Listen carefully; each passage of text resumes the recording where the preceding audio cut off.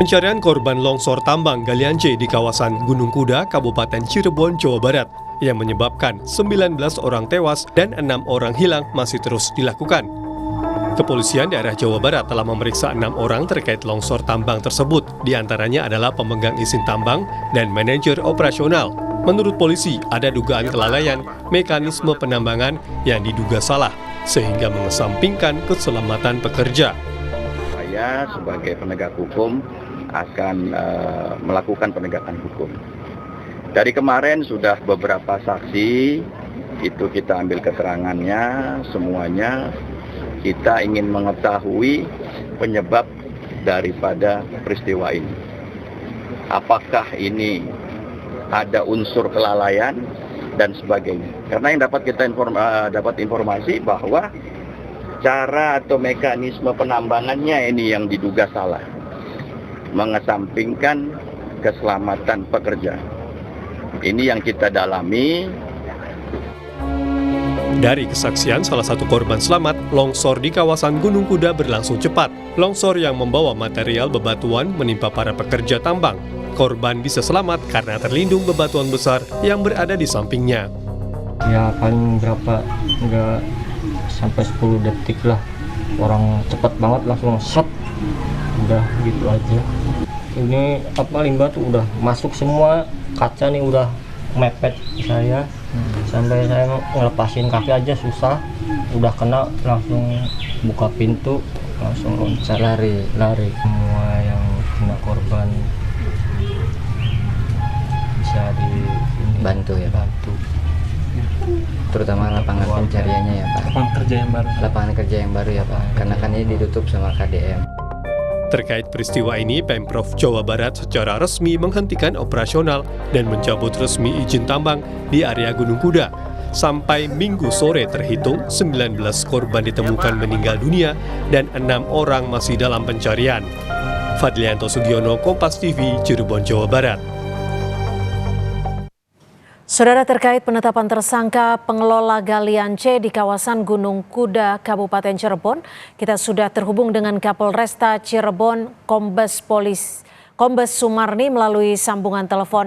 Selamat petang, Kombes Sumarni, bisa dijelaskan hingga saat ini apakah sudah diketahui pasti kelalaian apa yang dilakukan oleh kedua tersangka?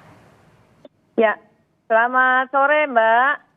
Selamat sore, Ibu. Selamat sore, barusan kami juga tadi melakukan preskon terkait dengan penegakan hukum yang kita lakukan dari peristiwa longsornya area pertambangan Koperasi Al-Azhariyah ini. Jadi kita sudah tetapkan tersangka 2 orang ya, atas nama inisial AK yang merupakan ketua koperasi dari Al-Azhariyah, kemudian satu lagi inisial AR yang merupakan KTT ya, atau kepala teknik tambangnya. Kemudian terkait dengan kelalaiannya bahwa pada bulan Maret itu 19 Maret 2025 sudah ada surat larangan terkait dengan pelaksanaan kegiatan usaha pertambangan tanpa persetujuan RKAP yang ditujukan kepada seluruh pemegang IUP dan termasuk untuk Koperasi Al-Azhariyah ini sudah disurati oleh Dinas SDM Provinsi Jawa Barat tanggal 19 Maret 2025 agar menghentikan kegiatan usaha pertambangannya. Nah, karena pada bulan Februari itu kami mempolis lain areal tersebut. Waktu itu kan ada longsor yang tidak ada korbannya ya, kita polis lain. Nah, dari polis lain itu Dinas SDM melayangkan surat peringatan untuk menghentikan kegiatan pertambangan di lokasi IUP miliknya Koperasi Al-Azhariyah ini, Mbak. Oke, setelah adanya surat peringatan tersebut, ini dalam artian pengelola tetap melakukan kegiatan pertambangan, seperti itu ya, Nah, Bu Kombes? betul. Mereka tetap melakukan kegiatan pertambangan, sehingga ya intinya terjadi. Lalu hingga saat ini sudah berapa orang saksi yang diperiksa dan apakah ada kemungkinan penetapan tersangka lainnya? 8 orang, Mbak. Kami masih mendalami kemungkinan apakah ada pihak lainnya lagi yang bisa dipertanggungjawabkan, dimintai pertanggungjawaban. Lalu dari para tersangka ini ataupun dari pengelola tambang, bagaimana dengan penerapan sistem keselamatan pekerjanya, Bu Sumarni? Nah, dari keterangan ya saksi-saksi yang kita lakukan pemeriksaan, ya memang di lokasi pertambangan tidak menerapkan K3-nya, sehingga kita juga memberikan sangkaan pasal terkait dengan Undang-Undang Ketenagakerjaan dan Undang-Undang Keselamatan Kerjanya. Dari luas pertambangan ini ada berapa sebenarnya luasnya, Ibu? Dan apakah seluruh wilayah ini memang sudah mendapat peringatan untuk tidak boleh lagi dikelola atau hanya sebagian saja? Untuk Al-Ajariyah sendiri, Koperasi Al-Ajariyah, itu diberikan izin penambangan di lahan seluas 9,16 hektar, Mbak.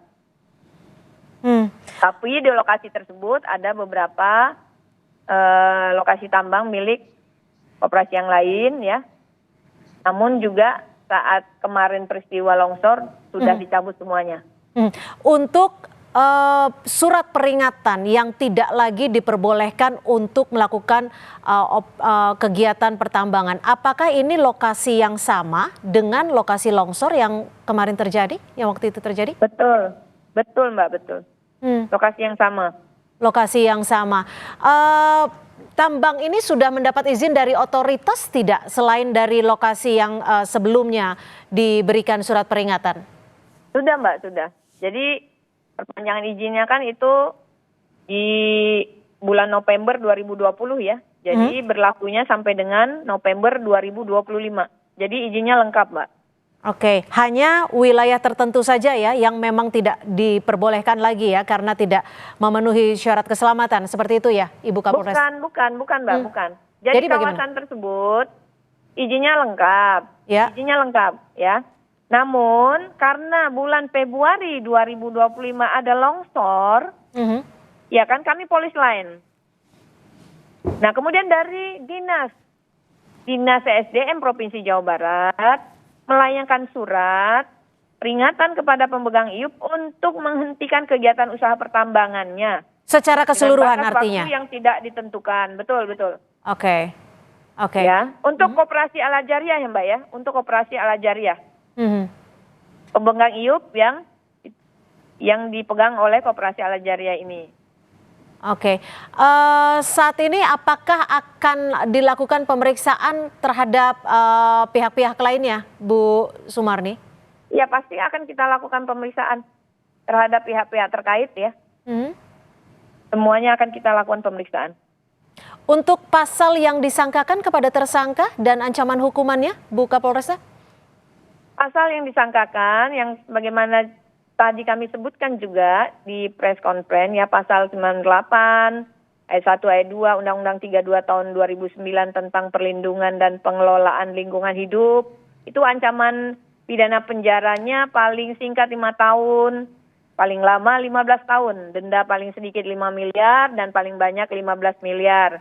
Kemudian ada juga sangkaan pasal 35 dan pasal 186 Undang-Undang Nomor 13 Tahun 2003 tentang Ketenagakerjaan dengan ancaman pidananya paling singkat 1 bulan, kemudian paling lama 4 tahun, kemudian ada juga diterapkan dan atau ya kita terapkan pasal 3 junto pasal 14 Undang-Undang 15 tahun 70. Baik. Undang-Undang pasal 3 junto pasal 14 dan pasal 15 Undang-Undang Nomor 1 tahun 70 tentang keselamatan kerja. Ya, baik. Dengan ancaman kurungan selama-lamanya 3 bulan dan denda setinggi-tingginya Rp100.000.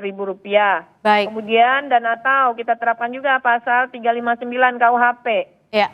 Baik. Ya, dengan ancaman penjara 5 tahun, Mbak. Baik, terima kasih Kombes Sumarni, Kapolresta Cirebon, sudah berbagi informasi di Kompas Petang. Terima kasih Bu Sumarni.